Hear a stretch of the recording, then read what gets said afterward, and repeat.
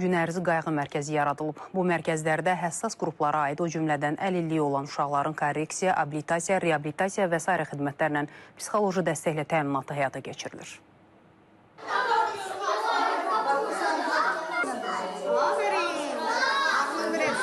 Valideynlər işdə olarkən uşaqlar burada öz dünyalarını qururlar. Burada hətta məktəb yaşlı uşaqlar da yerləşdirilə bilər. Mərkəzdə 3, 6 və 6-12 yaş qruplarında uşaqlar olur. Həmçinin 18 yaşına da əlilliyi olan şəxslər üçün Sosial Xidmətlər Agentliyinin 3 daimi günərzi qayğı mərkəzi fəaliyyət göstərir. Uşaqlar burada əylənir, öyrənir və qayğı ilə əhatə olunurlar. Görəkdə sənəyə var, doğru bəcəklər. Burada nədən xoşun gəlir sənin? Oyunlardan. Nə oyunlar oynayırsan? Sayılı oyunları, bax belə diziririk, oynuyoruz da. Dostlarım var bəs burada? Hə, Qarata Yorxan, Zülfikar. Burada 14 gün gəlirəm. Bura xoşum gəldi, ona görə gəlirəm. Yemək yeyirik, bizə dərs öyrədirlər. Axşam saat neçəyə kimi burada olursan? 8-ə. Oynayırıq burada, çox qəşəngdir oynamaq. Neçə yaşın var sənin?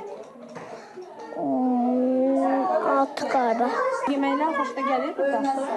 Nə bişirirlər sizin? Makaron üstündə ət.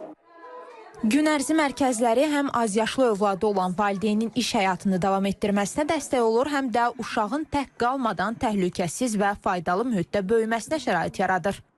Az təminatlı ailələrin, əlilliyi olan 18 yaşa çatmamış uşaqların, tamam ailələrin evladlarıdır ki, bağçaya yerləşdirə bilmir. Bu kimi mərkəzlər açılır, Sosial Xidmətlər Agentliyinin sifarişi ilə təmənnasız şəkildə həmin ailələrin, sosial təbəqədən olan ailələrin evladlarına gün ərzində qidalanma, onların 3-6 yaş arası və bir qrup 6-12 yaş arası bir qrup olan uşaqlarına xidmət göstərilir.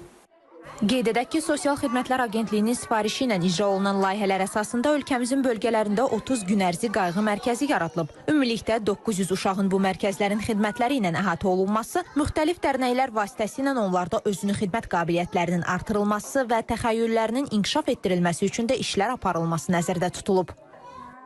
Elmira Səfəddin qızı, Rizvan Əkbərli, İTV Xəbər.